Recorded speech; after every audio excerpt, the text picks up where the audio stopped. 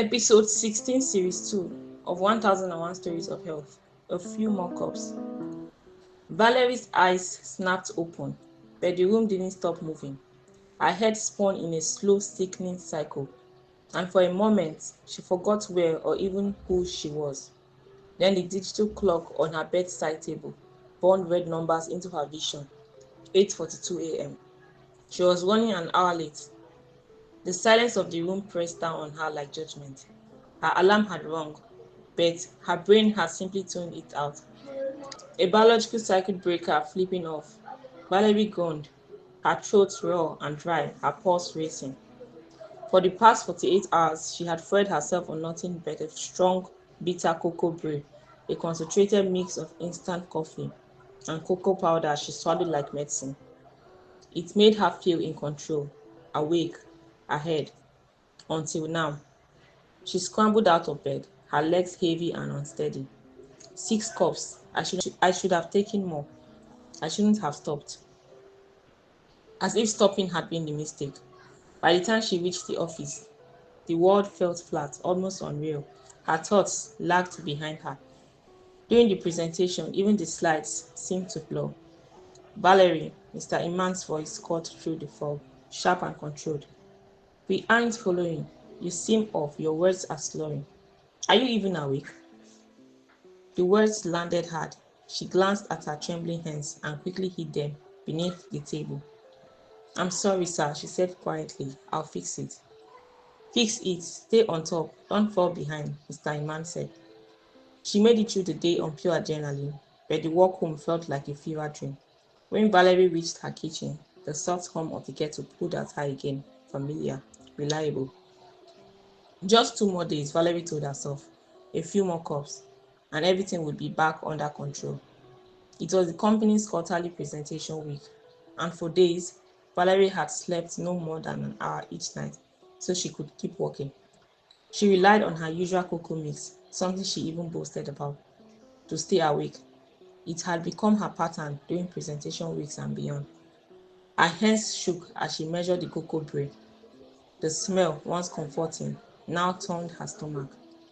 As she lifted the mug, everything didn't just spin, it tilted. A sharp pounding began in her chest. Fast, too fast. Her pulse raced uncontrollably, her vision blurred, and the edges of the room darkened. Her body was giving out. The control she thought she had slipped, quietly, completely. The mug fell from her fingers and shattered against the tie. Valerie didn't hear it. When she opened her eyes again, everything was white, sterile, too bright. What happened? She whispered. Maggie leaned in, her eyes tired and worried. Valerie's close neighbor. I found you on the floor when I came to check on you after work. And luckily, the door was unlocked, Maggie said. The doctor stepped forward, checking Valerie's IV line with quiet precision. Severe exhaustion and excessive caffeine intake, he said. Your heart rate was dangerously elevated, and you were significantly dehydrated. Your body was pushed beyond its limits. We've had you on flutes for 24 hours to stabilize you. He paused, then added, This was preventable. He paused, then added, This was preventable. The words settled heavily in the room.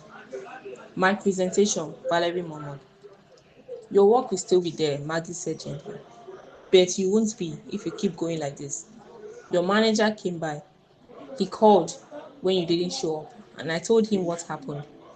He was worried. He just didn't know how far you'd pushed yourself.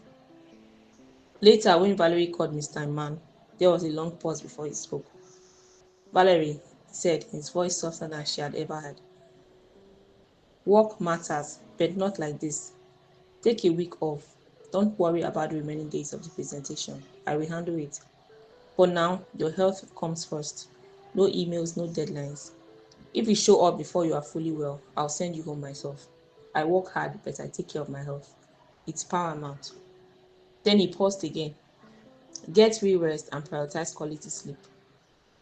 Valerie let the phone slip onto the bed beside her. For the first time in a long while, she didn't reach for her phone. No urge to check, no need. She closed her eyes, not to escape, not to catch up, but simply to rest. This time, She didn't need the cocoa brew to keep her awake. Valerie made a quiet decision to put her health first, to move through life fully well, her work days fully awake, fully present, and finally in control of her own rhythm. True control wasn't in pushing harder, it was in knowing when to pause, rest, and rise stronger. Keep enjoying the episodes of 1001 Stories of Health at 1001storiesofhealth.wordpress.com.